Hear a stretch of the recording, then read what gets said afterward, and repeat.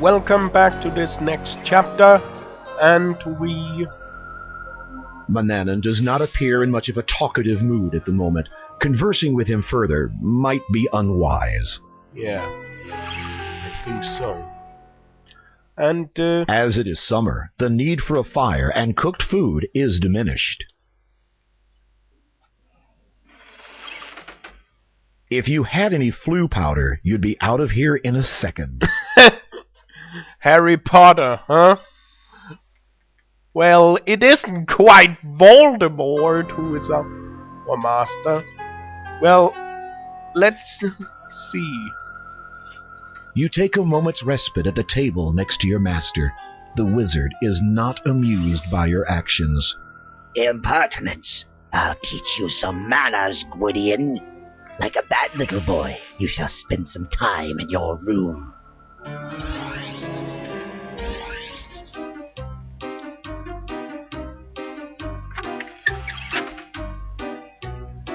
Often you have wished you could crawl into a hole and disappear.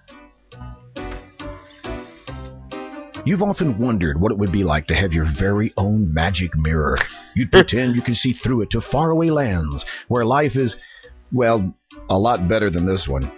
You fog up the glass with your breath, then play a quick game of noughts and crosses before it fades. You look into the cracked mirror hanging on the wall. Your reflection shows a tall, handsome lad dressed in dirty rags. You run your fingers along the smooth, unbroken part of the mirror. No chance of stepping through the looking glass today.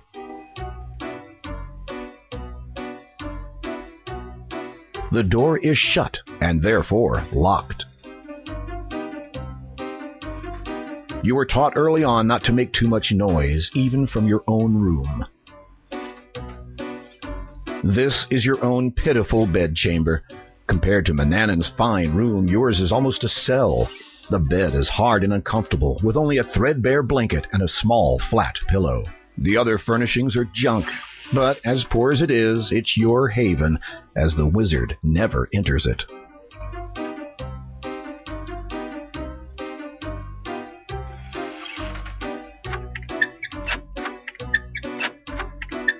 The door has opened.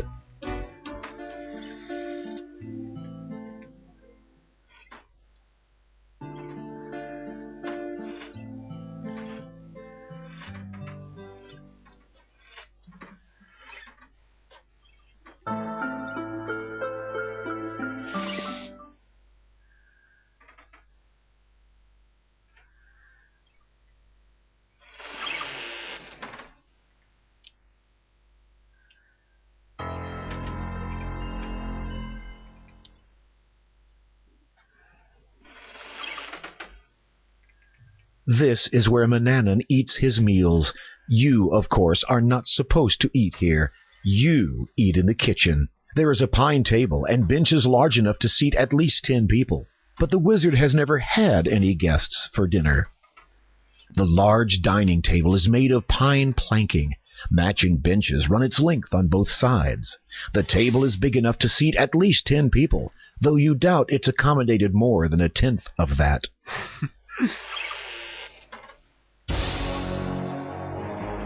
You see an evil sneer come across the wizard's face. I am going to lie down for a rest. Do not disturb me. And then it is green again.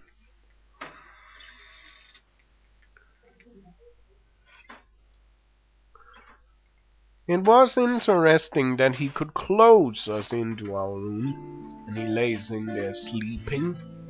Now, when you take them to retrieve them, it is best to retrieve the map first, and then choose take all.